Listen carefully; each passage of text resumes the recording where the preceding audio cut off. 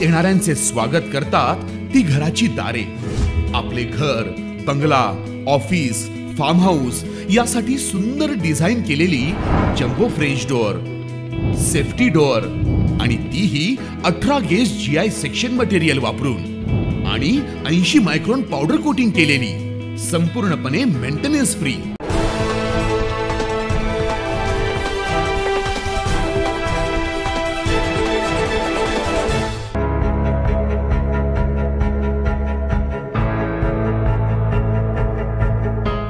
दोन महिन्यानंतर ही पहिली दानपेटी उघडण्यात आली आहे।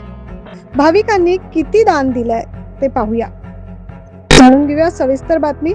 2 महिन्यांपूर्वी कपालेश्वर मंदिराच्या गुरवांमध्ये दानपेटीत येणाऱ्या पैशांवरून वाद झाला।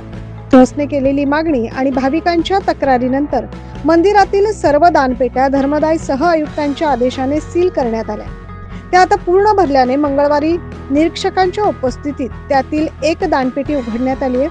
भाविकांनी त्यामध्ये तब्बल 4,30,944 रुपयांचे दान टाकलंय, तर उर्वरित 4 पेट्या एक एक करून उघडण्यात येणार आहे।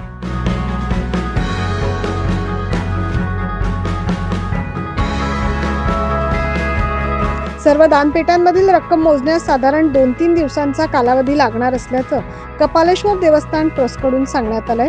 याबाबत कपालेश्वर देवस्थान ट्रस्टचे अध्यक्ष अक्षय कलंत्री यांनी अधिक माहिती दिली।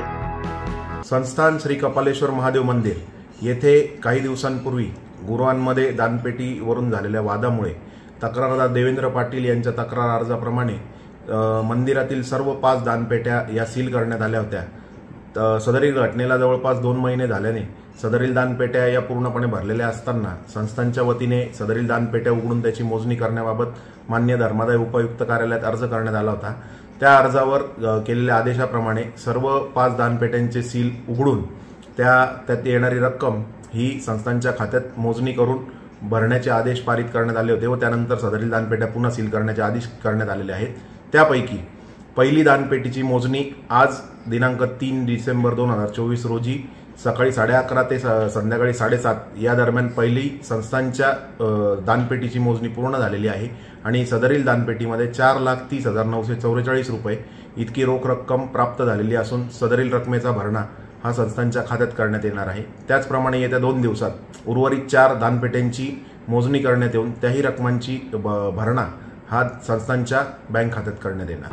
कपालेश्वर मंदिरातील गर्भगृहाजवळ असलेल्या मोठ्या दानपेटीत जमा होणारी रक्कम गुरव क्रमाक्रमाने एकमेकात वाटून घेत होते, मात्र आता ही रक्कम थेट कपालेश्वर देवस्थान ट्रस्टच्या खात्यातच जमा होणार आहे। 9 न्यूज महाराष्ट्रासाठी प्रतिनिधी अमोल वाघमोडे।